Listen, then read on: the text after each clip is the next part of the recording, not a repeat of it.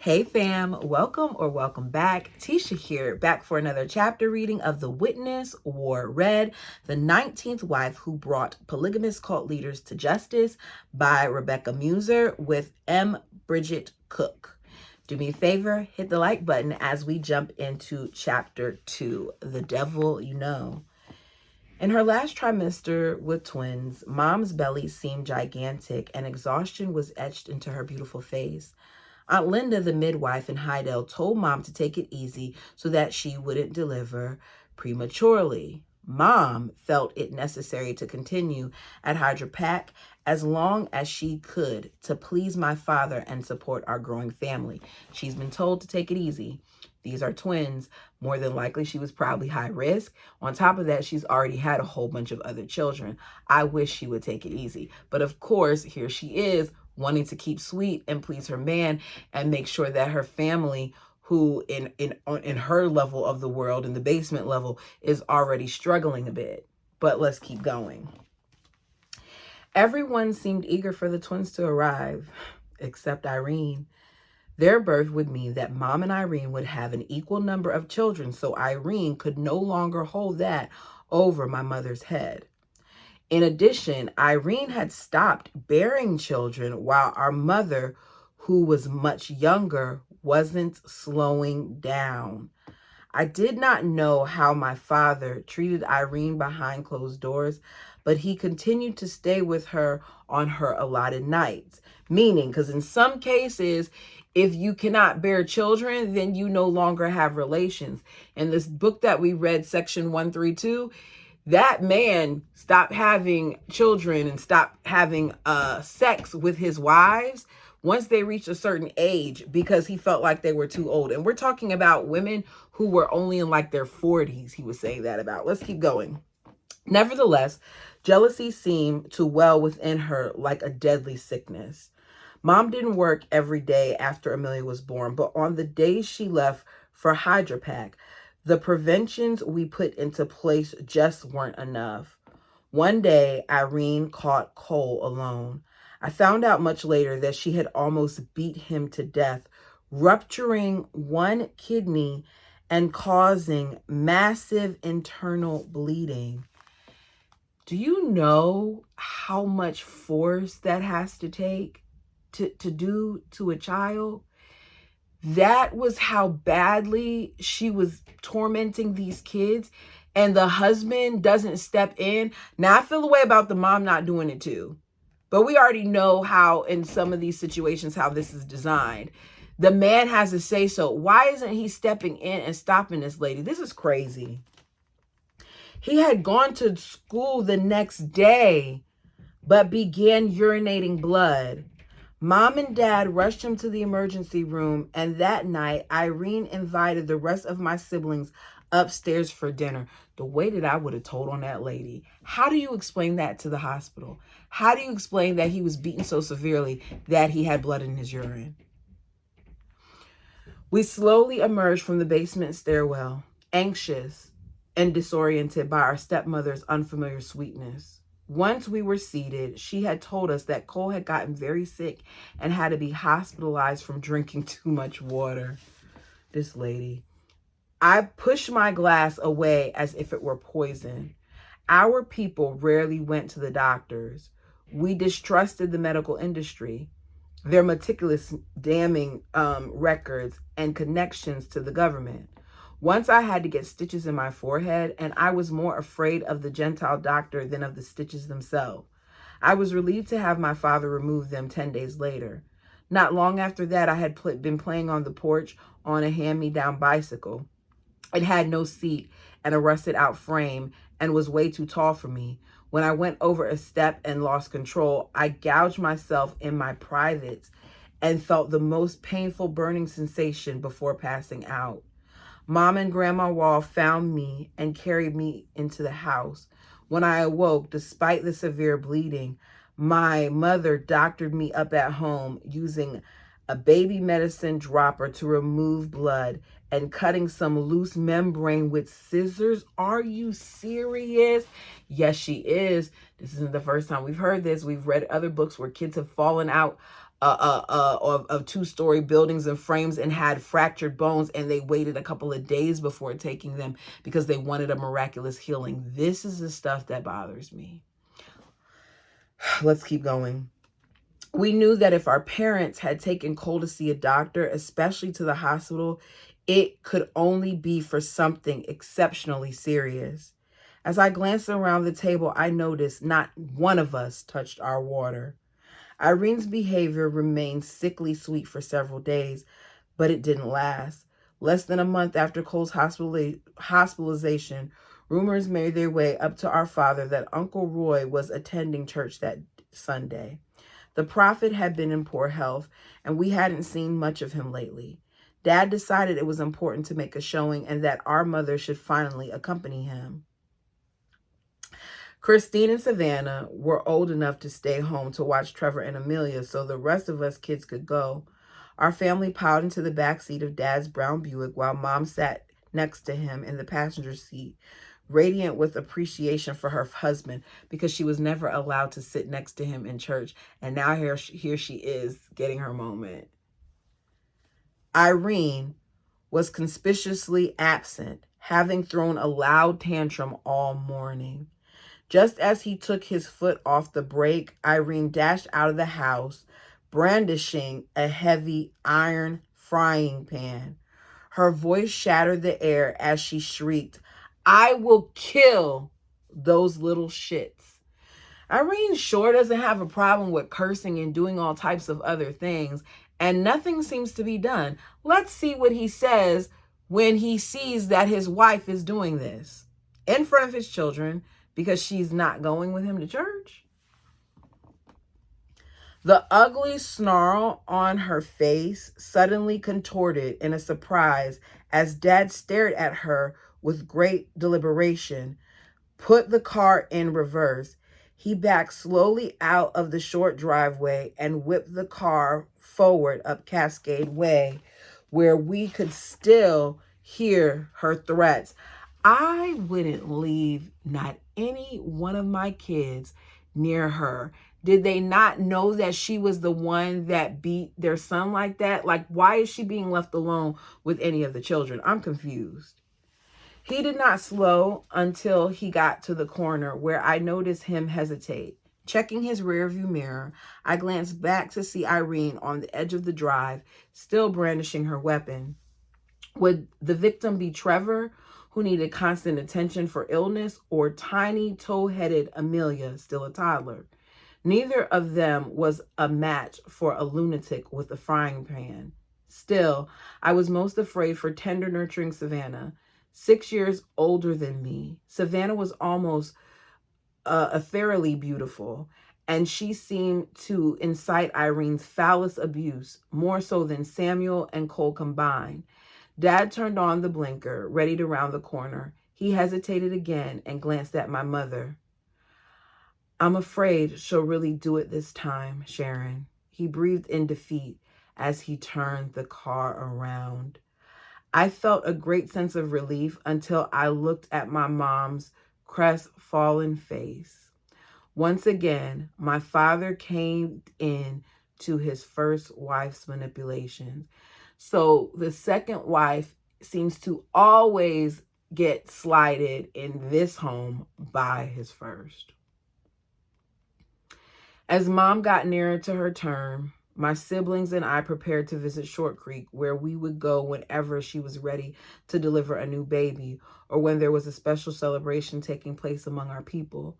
Short Creek, or the Creek, pronounced, Crick, because it has C-R-I-C-K, as it was known by the locals, was nestled among the stunning Crimson Face cliffs and vistas of southern Utah. Short Creek's dusty red dirt streets in the twin cities of Hydel and Colorado City allowed us to walk freely among hundreds of our own kind without hiding. Our family was shown great deference by the locals. Even though Steed blood was relatively fresh among the people, Grandfather's very large family meant we were related to almost every single person in the town and outlying areas, if not by blood, then by marriage. Grandfather Steed was a well-respected polygamist who had survived the raids with both his family and his pride intact. Most often, we stayed at Grandpa Steve's Short Creek residence, a unique building that had been added on to a bit at a time as the family flourished and grew. While the rusty, dirt-stained stucco home wasn't even remotely dazzling by worldly standards, it was beautiful to me. I loved all of Grandfather Steed's wives, and most of them treated us with great affection. I hadn't always known that Mama Alice was my mother's mother. They all treated her as one of their own. There was always a loving lap to sit on and a delicious smell coming from the large kitchen. The twins, Joshua Roy Wall and Jordan Roy Wall, were born on the prophet's birthday, June 12, 1982. With the naming, Uncle Roy was being doubly honored on his birthday. Their birth was an occasion for a glorious celebration among the whole community. I'm sure Irene just loves that, right? Aunt Lydia, the midwife, happened to be a wife of Hyattsville's Bishop Fred Jessup. While she had never gone to medical school or had babies of her own, Aunt Lydia had a special gift for delivering them.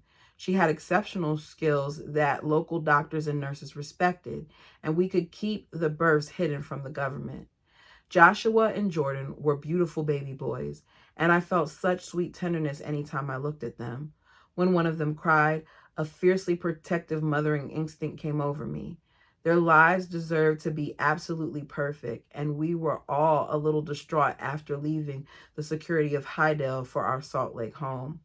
Mom, Christine said, courageously raising the question that was on all of our minds, how are we going to protect the babies?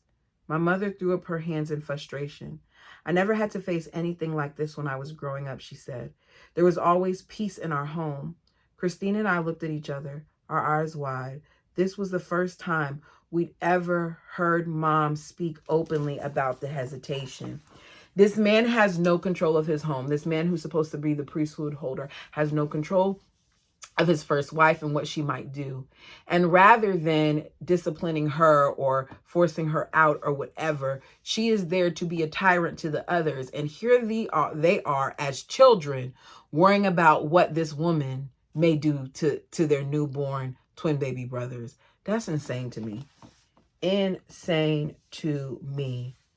I thought about my grandmothers, Eliza and Violet, had already passed, but I dearly love Mama Olive, Mama Chloe, Mama Alice, Mama Cynthia, and Mama Ida, all of whom were here to support their daughter. Mom's siblings were her dearest friends, especially her sister Martha Steed Allred, who lived in Salt Lake. Aunt Martha and her sister wife treated each other kindly, and their relationship showed me a genuine closeness and respect that was missing within my father's family. We talk about all these different families, and a lot of times we talk about the bad, but I want to make it clear, I do feel like there are some polygamous families that do exceptionally well, that consider one another. I mean, we saw, how Joe and his 3 wives handle it. Even Barry with My 5 Wives, one of the reasons why they didn't continue on to have more than 2 seasons was because there wasn't enough drama there. Now, they had their issues, of course, but I could tell that Barry did actually care about all of his wives. And I feel like it's possible. It just takes a lot of work. And for me, it's not for me. But when you have situations like this, where it seems like it's not a choice, that's where the problems come into play. Uncle Jim Allred was a patient man with a great sense of humor. Through them, I glimpsed that plurality might be not only endured, but even enjoyed. Our last night at Grandfather's, I went to bed exhausted from playing. Dad had come to take us all home. I usually slept soundly, but that night I tossed and turned. When I heard quiet voices in the kitchen, I snuck upstairs to cajole a snack from an indulgent grandmother. Suddenly, I stopped still, recognizing Grandfather Steed's voice. I love him, but he was no nonsense. He would send me straight back to bed. I had almost turned to go back downstairs when I heard my mother's trembling voice. Curiosity piqued. I snuck around the other way to the kitchen and slipped silently under the table. Daddy, you don't understand how hard it is, my mother cried. If I leave the house for any reason to go to work or go out with my husband, I have no idea if my children will even be alive when I get home. How can I take these two new precious souls back to Dad? She's telling the truth, I wanted to shout. A wellspring of hope rose inside of me. Grandfather Steve could surely help us. He was powerful in the family and in our community, as revered as any FLDS leader besides the prophet. He could do anything, couldn't he? When grandfather's voice thundered, I almost jumped and hit my head in fright. He's not going to do anything. He's probably going to think that she's exaggerating or something like that. Let's see. You stop that crying right now, Sharon, he bellowed. Go home and obey your husband. Please don't let anything happen to these boys. It's too early in the chapter for me to be holding back tears. Like, please. After we arrived back in Salt Lake with two little ones in tow, our chore list grew even longer. My favorite task involved anything having to do with the twins, though I wasn't yet allowed to pick them up or carry them. How I longed to be as big as Christine and Savannah. That fall, I received the most glorious news. My beloved Mrs. Garrett, my kindergarten teacher at Eastwood Elementary, would be teaching my first grade class. She didn't mind my incessant questions or appetite for knowledge. She put my bubbly energy to good use by letting me explore, experiment, and read. Her gentle nurturing made facing the bullies who bullied my braids and made fun of our long clothing bearable. That year, our class studied dinosaurs and the ecosystem of early Earth life. I'm surprised they're allowed to go to public school. I forgot to say that in the first chapter, but I'm surprised. I was fascinated, but that wonder was about to be suppressed by a visit from an astronaut, now a Utah politician, who told us about his flight into space. He showed us his spacesuit and let us taste the dehydrated ice cream the astronauts ate. Mrs. Garrett took advantage of our enthusiasm over our guests to teach us the solar system. Each day I would soak in as much as my 6-year-old brain could handle, then run home as fast as I could, completing my chores and homework in record time. I'd anxiously await the arrival of my father. He had to divide his time among a lot of children, but given his background in the space industry, I love being able to discuss what I was learning with him. I just thought about the fact that she's saying she's 6. This didn't even occur to me with the last chapter reading that we did, with that lady taking out her frustration on her the way that she did after she was violated by that boy. She was probably not even 6. That breaks my heart even further. Let me continue. When the school year ended, I said goodbye to Mrs. Garrett. The promise of summer thrilled me, though no one in our family sat idle, especially the girls. At nearly 12, Christine was in charge of all 8 of us younger siblings, and there was never-ending laundry, cleaning, and enormous meals to prepare. This is something that happens often where these older kids have all these responsibilities and they don't get to enjoy being children. Doesn't just happen in polygamous families, happens all over the world. I'm just saying. That summer began a series of extraordinary events that would forever alter our lives. Mom stayed home full-time and even became pregnant again after the twins turned 1. The promise of another baby meant a longer refuge from Irene.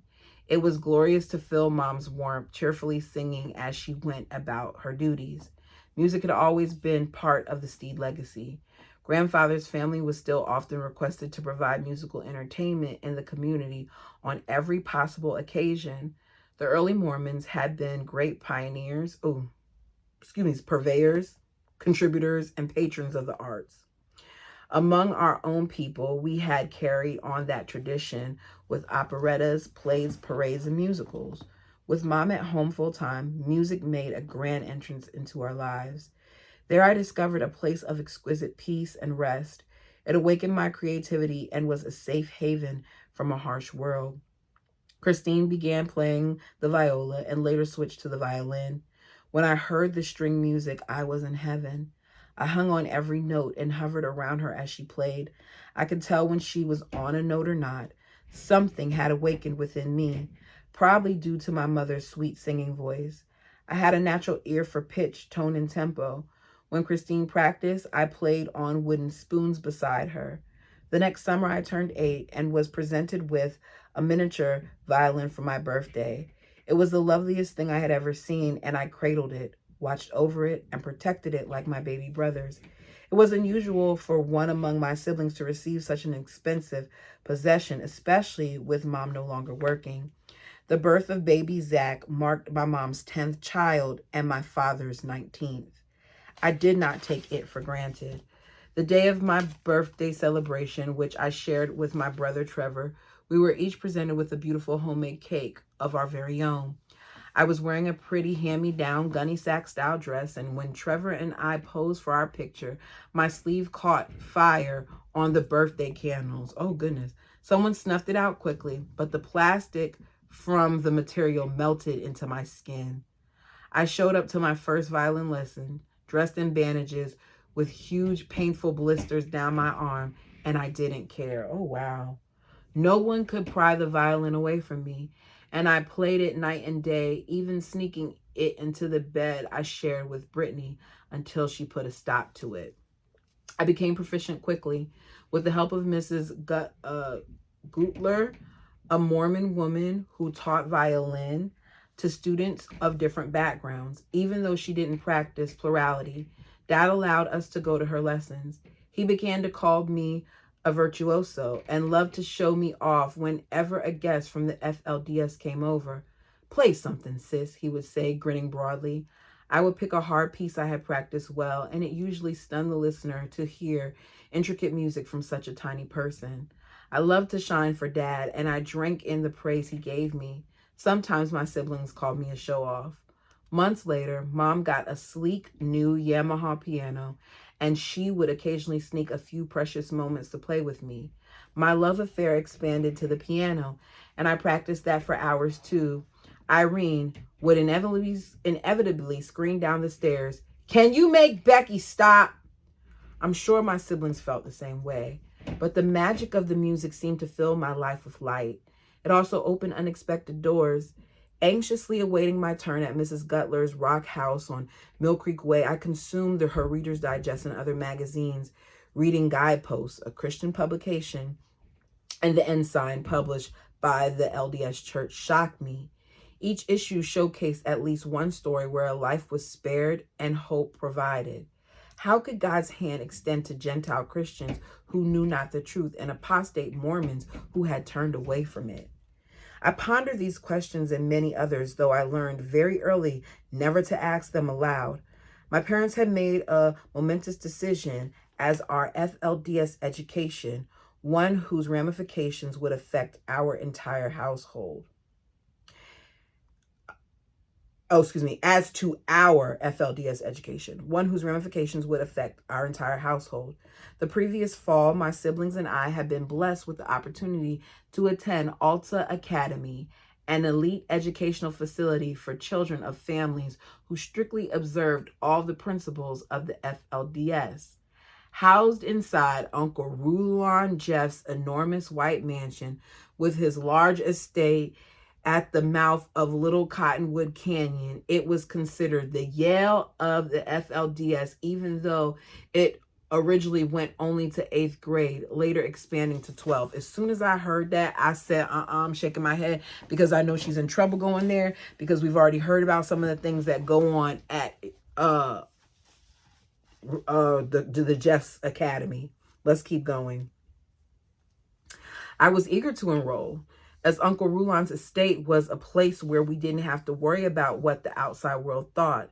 As part of the throngs of children in prairie dresses and long sleeves playing in the courtyard, we could be ourselves without ridicule. And for the first time, all of Dad's children could be the Walls instead of some of us having to carry the seemingly shameful name of Wilson. We had attended church on the property for our entire lives, as it was the only FLDS building in Salt Lake that could hold our large congregation for Sunday services. My father had designed the home and said it was the largest single-family dwelling in the state of Utah when it was built. Before now, I had been familiar only with the vast meeting hall areas and a couple of nearby bathrooms on the first floor. As a student, I got to explore the rest of the building, including the third floor, which housed the principal's office and eventually the home economics rooms and tool shops. The house also had 44 bedrooms, 20 bathrooms, 2 full kitchens, 2 half kitchens, and 2 laundry rooms. Upstairs, the Jeffs did their best to maintain a household and raise their families despite the hundreds of children below. There was also an area reserved for birthing rooms. Women from the Jeffs families, especially second and third wives and so on, were often instructed to deliver their babies here so as to not arouse the suspicions of outsiders. It was not uncommon to be headed to class and hear the eerie reverberations of a mother in labor or the cry of a newborn. I didn't know that happened there too. As good priesthood children, we had to make a lot of changes in order to live up to the standards being set at Alta Academy for the rest of our community. We also now had to wear long underwear, once reserved for adults, which I helped Mom and my aunts to sew. It was vital that we follow each and every rule to the letter. These standards were strictly enforced by our principal, Warren Jeffs, known to us as Mr. Jeffs, the son of Rulon Jeffs, who in the first presidency with our prophet Uncle Roy, Warren had become Alta's principal within a few years of graduating from Jordan High in 1973, despite having no college education. Mr. Jeffs was strange, but his position demanded respect. He had a gangly, lean frame and wore glasses that made his dark brown eyes look beady. Around his father, he was obliging, seeming to hang on his every word. In the halls of Alta Academy, however, he was in charge. While he often had a goofy smile plastered to his face, everyone knew when he was serious. His expression would grow somber while his soft, almost hypnotic voice would get a sudden, deadly edge. Every morning in the great meeting hall, an expansive area with a low, flat ceiling, we had devotionals or morning class. There, we gathered together as a student body to hear Mr. Jeffs joined on rare occasions by another FLDS leader or the prophet to speak on church doctrine. Then, we would go to our classes for age-appropriate priesthood subjects. Finally, upon our return home, we had large amounts of homework on the same, usually accompanied by sets of tapes of Mr. Jeffs speaking on each subject. We were quizzed each day on that content, and we had to get the answers right or listen to the tape again until we did. A low test score meant you had a low grade. Testimony of God. I was at the school for only 2 days when I first heard Mr. Jeffs soberly address appropriate behavior between boys and girls. He seemed obsessed with ensuring we were keeping ourselves pure. Ironic that he was obsessed with that when he was the one who was violating and not being pure and doing things to these kids, but he's obsessed with them remaining pure. To warn you, he said, your boy-girl relationships here, young people, are being closely watched, as you are quite aware.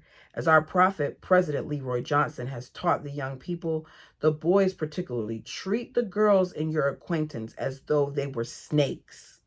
Hands off. Treat them as though they were snakes. What in the world? And the girls should treat the boys the same way until they are placed by the prophet. I was determined to be a good priesthood girl and please Uncle Roy and my prophet, as were my sisters and friends. So we started treating males as if they were indeed foreign, scaly, and reptilian in nature. We avoided even our brothers and our cousins. We ran from them, refused to sit by them, and were careful not to converse with them, especially near our principal. So now not only are you creating division because boys are here, girls are there, but even with their siblings in their home, I can't imagine being in a space where I couldn't just lean on my brother, which I, even now, as old as I am, and there's what, an 11? No, a 12-year age difference from me and my brother. I will still lay on him. Like if we're sitting on the couch, my head is on his shoulder, or vice versa. It's just what we do. So to hear this, I'm like, what? I can't imagine like not having some of those moments because we're avoiding one another. Insane to me. Mr. Jeffs paid strict attention to the styles of women and girls. I was learning to sew, which was hard work. I carefully considered acceptable styles, looking for attractive fashions that were still considered pure. One friend's mother made her a princess dress, an elegant style with a modest bodice designed to make the waistline look slim. My friend was delighted until Mr. Jeff sent her home in tears after raving that the V waistline pointed down there. That place of a girl's body where the mind should not go.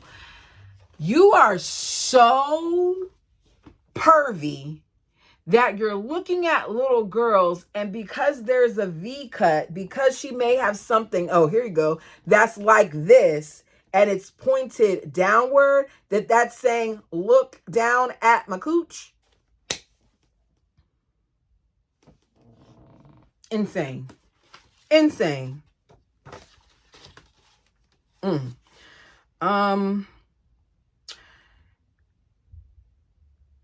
Girl's body where the mind should not go, and was therefore a wicked, evil design. Her own mother, in her innocence, could not explain to her daughter why Mr. Jeffs considered it evil.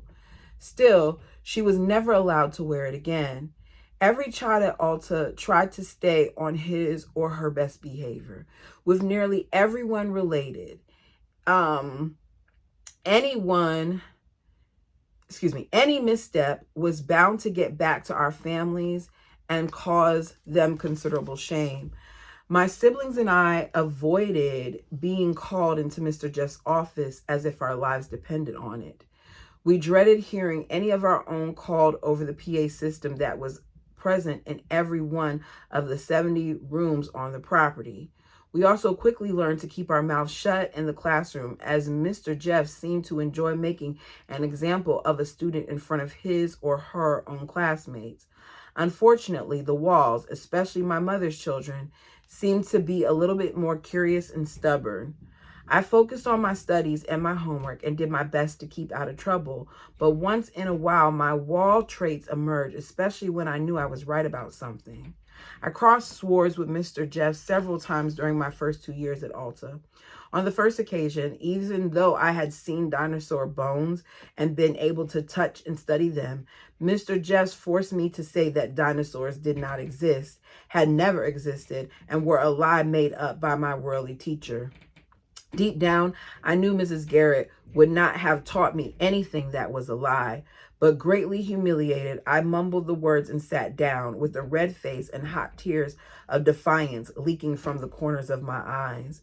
The second time, Mr. Jeffs was called to our classroom by my teacher to reiterate that astronauts had never landed on the moon. But Mr. Jeffs, I explained, I met an astronaut in real life. I touched his spacesuit.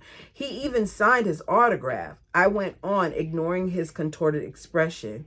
He flew in space and he told us about it. He told us about Russian astronauts going up into space first, but U.S. astronauts raced ahead to be the first ones to land on the moon. The government is crafty, Ms. Wall, he snarled, and I jumped, recognizing that edge in his voice. Mr. Jeffs cocked his head condescendingly, as if I had been totally led astray. They have made films and erected lies to make the public think they have landed on the moon. But your teacher was a Gentile. He spat out the words as if it was poisonous. Never speak of these things again. He didn't want the truth to be spoken. He stared hard at me, and I returned his gaze for a moment before putting my head down on my desk in defeat. Mrs. Garrett was not evil. My dad was selling stuff to Morton, I forgot how to pronounce that word, THIOKOL, for their solid rocket boosters for the space shuttle. There was such a thing as men landing on the moon, but I was too smart to say another word. A boy I knew had been forced to drop his trousers to his knees and was whipped by Mr. Jess with a yardstick in front of the entire class until it broke. Let's not just abuse you. Let's humiliate you in front of others by making you pull down your pants and doing this repeatedly until it breaks. Come on now. It had been horrifying to all of us to hear the boy's cries of pain echoing down the hallway. I didn't want to be the next example. When I finally dared to lift my head, Mr. Jess was gone. I was sad now for my cousins and friends who would never know about dinosaurs or men on the moon. I felt a burning defiance, but just like at home, my survival meant knowing when to keep my mouth shut. At Alta, we studied priesthood history, priesthood math, and priesthood English and science. What the hell is that? I'm sorry, I don't mean any offense, but what is that? Just enough for the girls to read recipes and work safely in kitchens. Oh, okay. Factories or businesses run by priesthood men. And the boys to become excellent carpenters and builders in home economics. So basically, priesthood is put in front of it because it's just things that will help you be able to do jobs that they need you to do. Mr. Jeff seems particularly obsessed with imparting certain principles to us young ladies. It seemed very important to him that our age group of girls had proper teachings more than boys and adults combined. He would often bring up subjects that made me feel uncomfortable with daily reminders of morality and purity. Each time he said the word body, I felt sick to my stomach because, Rebecca, you were realizing that you were around someone who was a predator. I don't know how to explain it unless you've been through it. Your body alerts you sometimes to these people. And I know in my case, I was alerted. Like I knew within my stomach that this wasn't somebody I wanted to be around. And this wasn't going to be a good situation. And I think this is something that she was feeling. Alta Academy did have some benefits, like the small library in the basement. Books were a sweeter treat for me than candy. Between chores and homework, I had little time to read, but was allowed Encyclopedia Brown. In the series, author Donald J. Sobel presented the most incredible thing, choice. I could choose where the story would take me, and I could choose the ending. Since my choices in everyday life were strictly limited, I relished being able to select a variety of outcomes. The best part, no matter what I chose, it wasn't wrong. One day I walked into the musty library, planning to exchange my stack. I politely greeted Mrs. Dutson, the librarian, as I set my stack down and walked over to select some more volumes. Mrs. Dutson glared at me. Don't you even think of checking out those books. Tears stung my eyes and I hung my head down and walked away. Later that day, word got around that they were removing most of the books from the library for the good of the students because they don't want you to expand your knowledge. They don't want you to learn that you have choice. They don't want you to know anything that doesn't serve them, which is why they tried to have those books, why he removed those books. Going to see for myself, I went down to the basement and turned the corner, dismayed to find the shelves empty. The only items remaining included priesthood-approved materials similar in content to our homework. Encyclopedia Brown was gone, and I grieved as if I had lost my best friend. The library was just the first level of cleansing. Mr. Jeffs and the teachers began to closely monitor and eliminate any information we received from the outside world. The teachers removed any cartoons, caricatures of animals or people different from us, from our textbooks warning that the outside world had planted alligator eggs, things that were seemingly Alexa, how do you pronounce INNOCUOUS? Alexa, stop. Things that were seemingly innocuous, but that would grow to kill us. Every textbook became riddled with large gaping holes, Eventually, texts were replaced by materials written just for us. In the classes and hallways, decorations were ripped from the walls. The only picture in any classrooms were pictures of the prophets, from Joseph Smith down to Uncle Roy. At home, fortunately, Mom allowed us to read some outside books and stories as long as she had read them first and considered them faith-promoting. Little House on the Prairie and Annie of the Green Gables were on the short list of titles that were acceptable, or at least not publicly unacceptable. One book popular in our community was The Hiding Place by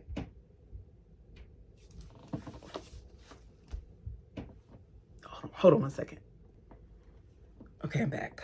One book popular in our community was The Hiding Place by Corrie ten Boom, Corrie, or is it Corrie ten Boom, about a family of Christians living before, during, and after the Nazi occupation of Holland.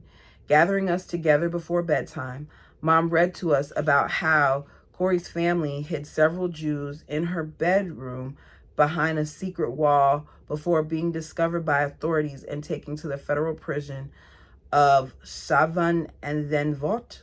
Okay, I know I pronounced that wrong. Scheveningen. She tied in the ten Booms experience with stories of the 53rd raid, reinforcing our faithfulness to the priesthood and our terror of government. It struck a fearful and familiar chord within us. Armies were dangerous, government control was evil, and families could be torn apart by them. The book raised deep physiological and religious questions for me. I was astounded that Corrie's sisters considered being eaten by fleas as a miracle, since they kept the guards away so the prisoners would not be killed for studying the Bible. Could there be miracles in even the hardest of situations? My mom's stories seemed to validate that idea, but I couldn't wrap my head around the contradiction that the Jews didn't practice plurality and therefore couldn't be God's chosen people. Worse than that, they had killed Jesus Christ.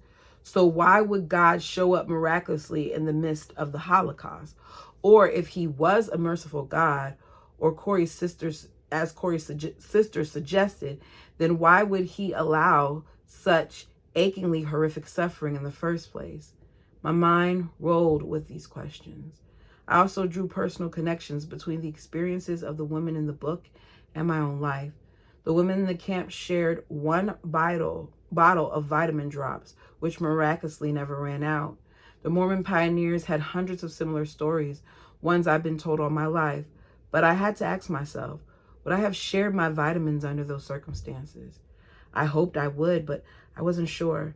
I made up my mind to grow to be the kind of person who would consider others' needs, and even when the consequences were life and death. Otherwise, what was the point of life? When Irene got a new color television set, Dad gave Mom her fuzzy black and white one. Most often, the TV had a towel or laundry draped over it, but occasionally we would watch an appropriate program after school. Uncle Roy had admonished families in the church many times. Shame on you, parents, for allowing these evils of immorality to be in the lives of your children, right in your own homes. One of the tools parents have allowed into the home that creates this immorality is the television. If you just flood them with evil and let them see all the nakedness and corruption, and they're not prepared to resist it, they will naturally lean toward it. Little House on the Prairie and Disney's Sunday Movie were safe. Mr. Rogers' Neighborhood and Sesame Street were on the list too, until the prophet deemed them worldly and idolatrous, because puppets, like cartoons, were an imitation of God's creation. The way you just came up with any little thing out the side of your neck to say to these people and tell them it was not okay is just crazy. The television helped my mother control her restless natives, especially with the baby getting into things, the twins' never-ending energy, and her 11th child on the way. Irene created a lending library that included 7 Brides for 7 Brothers, Heidi Anchors Away, and Brigden generally older films, and always G-rated. A few full-length Disney features snuck by for a while, even though they were cartoons. I loved Cinderella, Sleeping Beauty, and Snow White and the Seven Dwarfs with all the passions my young heart could muster. Of course, these stories affected my psyche like any other young girl's. In the hidden recesses of my mind, I dreamed that a handsome prince would sweep me off my feet, rescue me from Irene's clutches, and carry me away to live happily ever after. However, our teaching stated clearly that the prophet would be inspired with the knowledge of which man would be my perfect husband, the one to whom I would always defer and keep sweet. It was everything an FLDS girl was supposed to dream of. I knew that I wasn't likely to marry a young man whose kiss would make me swoon like in the movies, no matter how much I longed for it. The most romantic thing an FLDS girl could secretly hope for was to be a first wife and enjoy a few precious moments of one-on-one time before additional wives and a myriad of children arrived. We never dared speak of that hope. As with the vitamin drops in Corrie ten Boom's story, it would be morally wrong not to share. And that's where we're ending it for today. Let me know your thoughts on chapter 2. Until next time.